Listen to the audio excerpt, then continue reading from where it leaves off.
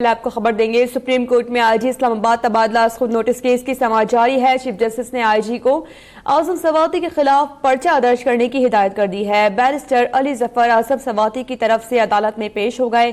Chief justice ने barrister Ali Zafar से मुकालमा करते हुए कहा कि अली जफर साहब, आप हर बड़े बंदे की तरफ से आ जाते हैं। मैं सोचता हूं क्यों ना आपका लाइसेंस ही कैंसिल कर दें।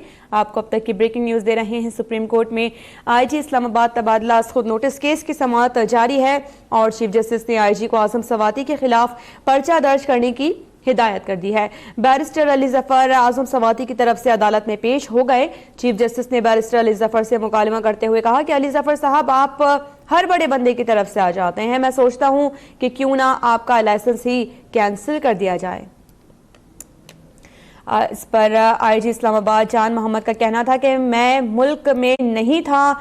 आईजी साहब, आप इन हालात में काम जारी रखना चाहते हैं। चीफ जस्टिस की जानिब से ऐसा कहा गया, जिस पर आईजी इस्लामाबाद ने कहा है कि मैं यूनिफॉर्म पर्सन हूं और डिसिप्लिनरी फोर्स का हिस्सा हूं। हुकूमत के हुक्म पर अमल दरामद करूंगा।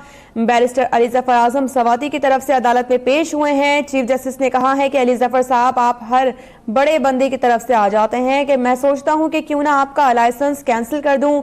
आजम सवाती का अमल इख्तियारात की नाजायज इस्तेमाल के जुमरे में आता है। आजम सवाती वजाहत दें, क्योंकि वो रुकने पार्लियामेंट रह सकते हैं।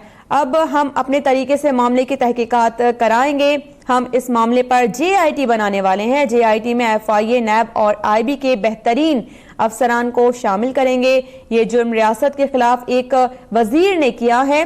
कोई सुलह सफाई झिड़के का काम हम नहीं मानेंगे। आप नाम दें, हम अफसरों को खुद मुंतखब करेंगे। सुलह पर गुंजाइश इस्लामी उसूलों में भी है। वकील अली जफर ने ऐसा कहा है, जिस पर चीफ जस्टिस ने कहा है कि इस्लामी कवानीन की ही बात है तो जो आजम सवाती ने किया उस पर मुस्ताफी हो जाए। रियासत बाज शख्स को रुकने असम्बली होना चाहिए। हम देखेंगे आजम सवाती ने जायदाद कैसे बनाई। ये भी देखा जाएगा कि आजम सवाती के पीछे कौन है। 12 साल बच्चे, बेटी और मां को जेल में बंद करा दिया। क्या उनका आजम सवाती से मुकाबला बनता था? क्या ये है वो लीडर जिनको हम बर्दाश्त करें? हम बतौर काजी इनको क्यों बर्दाश्त करें? आइन में आर्टिकल 62(1)(f) की शिक क्यों रखी है? वाकया पेश आया है, इससे इनकार नहीं करते। पसे पर्दा हकाइक का भी जायजा लिया जाए, वकील की जानिब से कहा गया है। जस्टिस एजाजुल हसन ने कहा कि वाकया होने का मामला नहीं, देखना यह है कि हुकूमती मशीनरी का गलत इस्तेमाल क्यों हुआ।